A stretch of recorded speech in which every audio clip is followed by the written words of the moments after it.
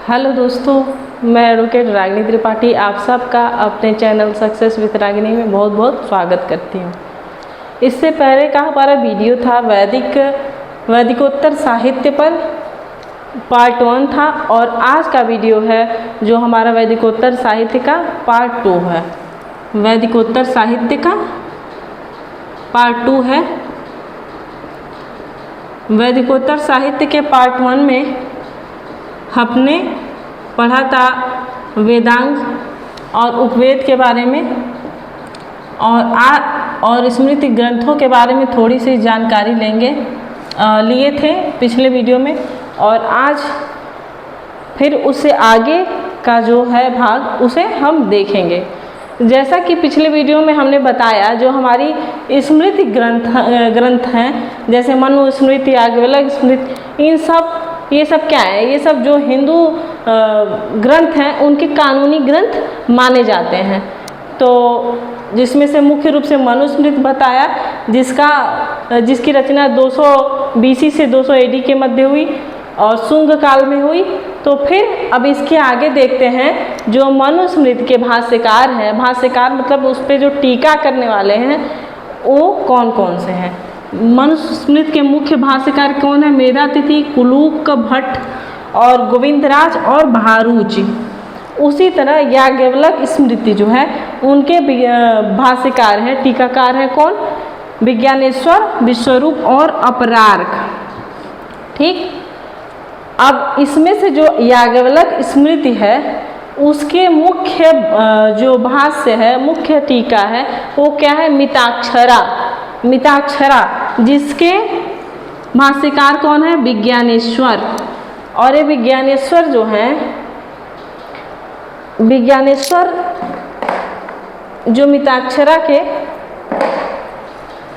भाष्यकार हैं प्रमुख, ये कौन थे?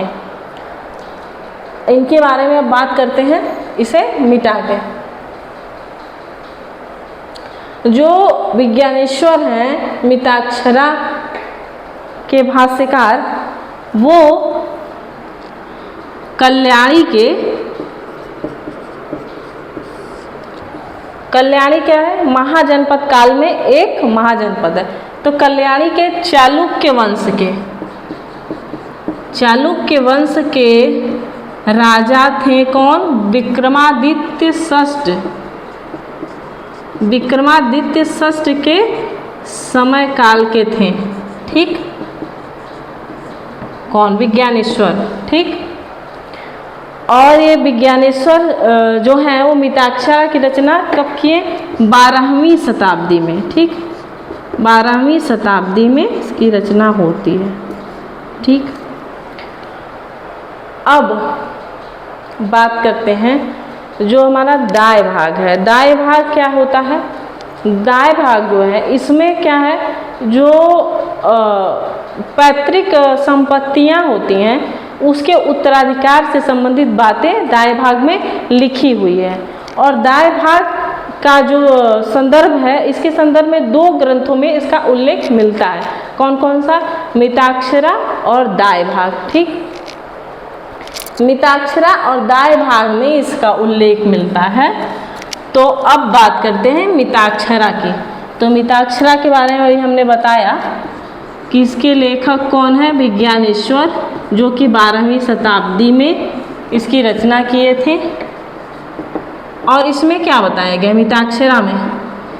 ये जो दाय भाग के 2 भाग हैं, मिताक्षरा और दाय भाग, तो मिताक्षरा में पैतृक संपत्ति के उत्तराधिकार संबंधित ये बताया गया है कि पिता के जीवित रहते ही पुत्रों को उनके संपत्ति में उत्तराधिकार मिल सकता है।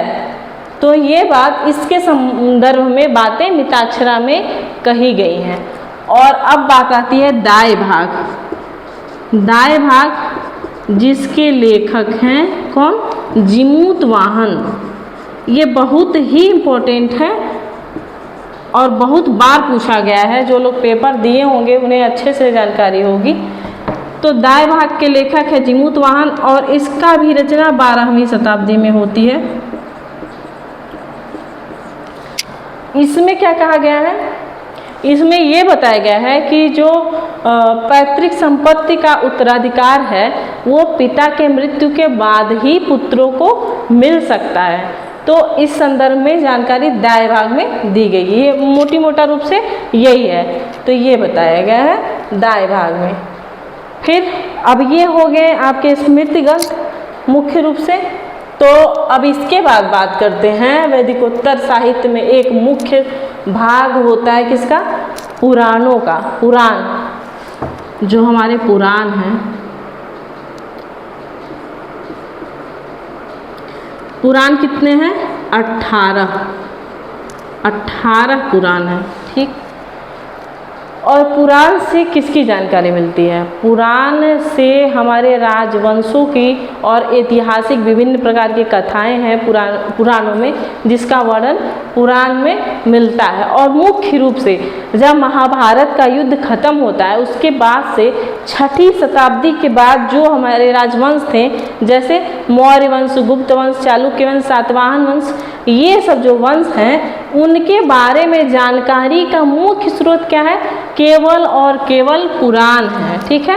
पुराणों के आधार पे, जो पुराणों में जो जानकारियां हैं उन वंशों के बारे में, उसी के आधार पे हम इन वंशों के बारे में जानकारी प्राप्त करते हैं, ठीक। तो पुराणों की संख्या 18 है और इनसे गुप्त वंश, सातवाहन वंश, मौर्य वंश, इन सब की शुंग वंश, इन सब की राजवंशों की जानकारियाँ मिलती हैं, ठीक। और मुख्य रूप से पुराण, जैसे पुराणों में सबसे महत्वपूर्ण पुराण क्या है, मत्स्य पुराण, ठीक। मत्स्य पुराण, मत्स्य पुराण से किसकी जानकारी मिलती है, सातवाहन वंश की, ठीक। सातवाहन वंश की जानकारी मत्स्य पुराण में मिलती है, ठीक। फिर आता है विष्णु पुराण। विष्णु पुराण से मौर्य वंश की जानकारी का स्रोत विष्णु पुराण है, मौर्य वंश, मौर्य वंश, ठीक। और फिर है वायु पुराण। वायु पुराण से जानकारी किसकी मिलती है, गुप्त वंश की, ठीक। गुप्त वंश की जानकारी का स्रोत वायु पुराण है। इसके अलावा मार्कंडेय पुराण भी है, 1-2 पुराण ऐसे हैं। तो मुख्य रूप से ये है और इसे पूछा भी गया है, तो आप इसे देखें।